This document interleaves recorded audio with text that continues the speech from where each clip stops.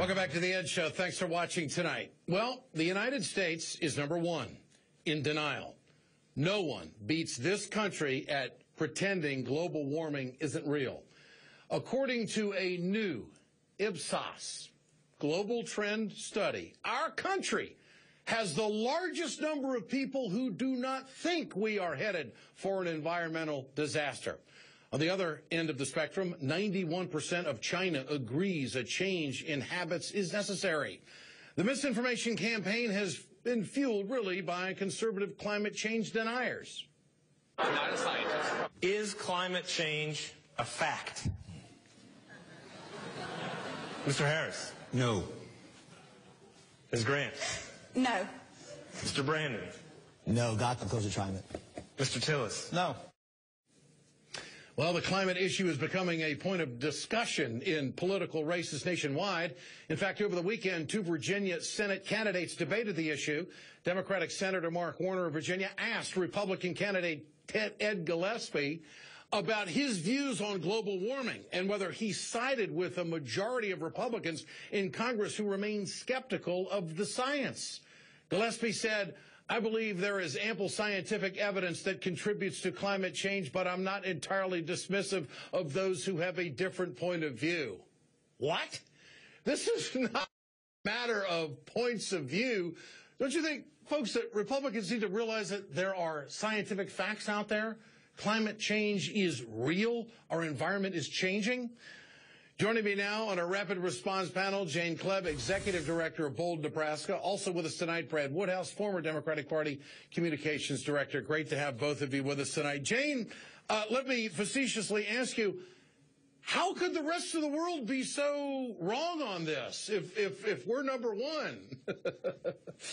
Yeah, I mean, look, the reality is we're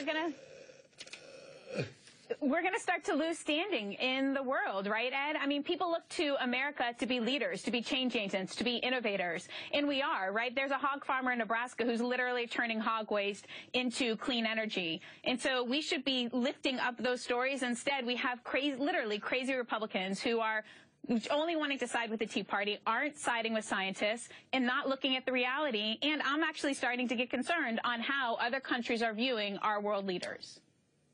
So, Jane, how do Democrats take advantage of this total denial and the fact that the rest of the world sees it one way and we just happen to see it a different way in this country, influenced by big oil, no doubt? Democrats should start telling stories of Americans who are creating clean energy, and they should start telling real stories about what climate change is going to mean. In Nebraska, that could mean anywhere from 10 to 20% of our crops are going to go away because of all the extreme weather changes that are going to happen.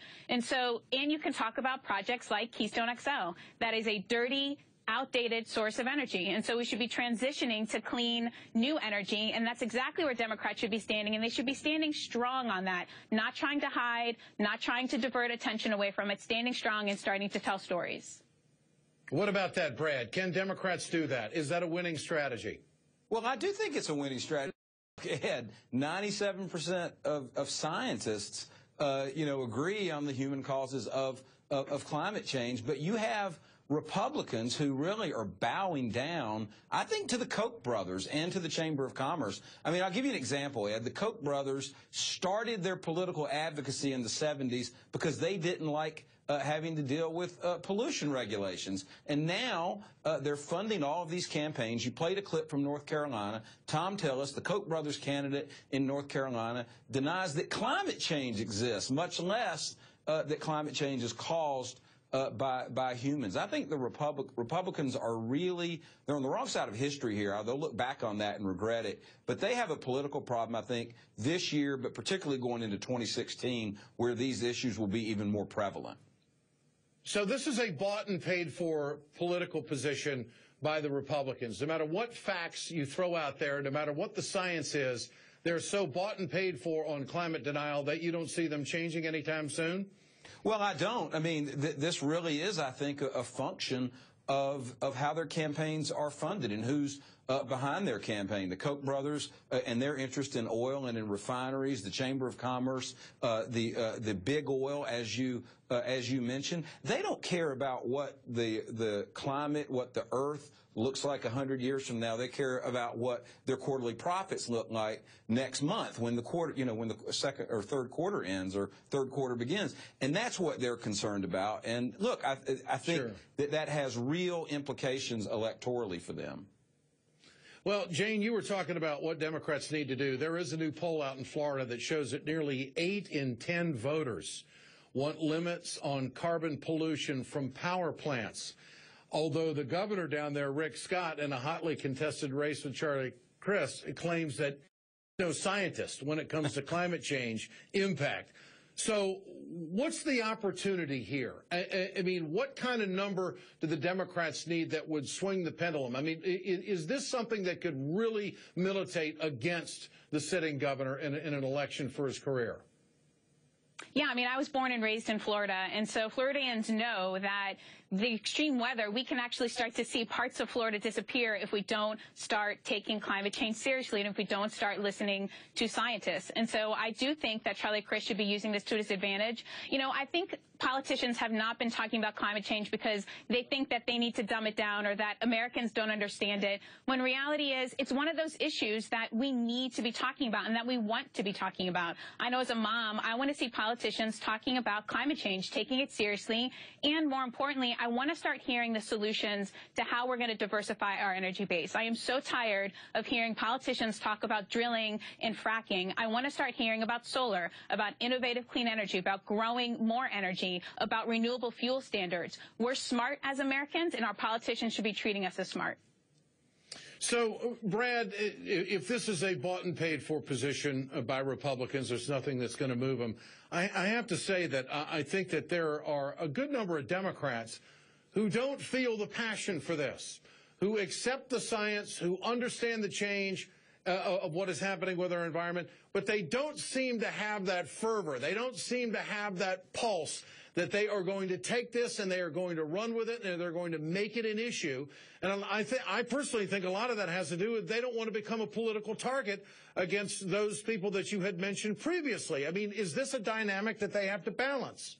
Well, it is a dynamic they have to balance. I mean, you consider the amount of money, for example, that the Koch brothers are putting into these to this election, and the fusillade of money they spent on someone like Kay Hagan supporting a climate denier like Tom Tillis. I mean, you can understand why some politicians would be reluctant. But I'll say this. I think the president helped find the right formula here. You have to talk about parts of Florida disappearing. You have to talk about the ice caps, but you got to talk about some more practical things too, and that's asthma, that's health, the health of our population, that's emphysema. It's what's happening to old people and their breathing in this environment. And I think if you combine all that, I think Democrats can get on the right message and really hold Republicans accountable for really taking just a very small slice of this country, big oil, the Koch brothers, the polluters, and representing them and not the American people.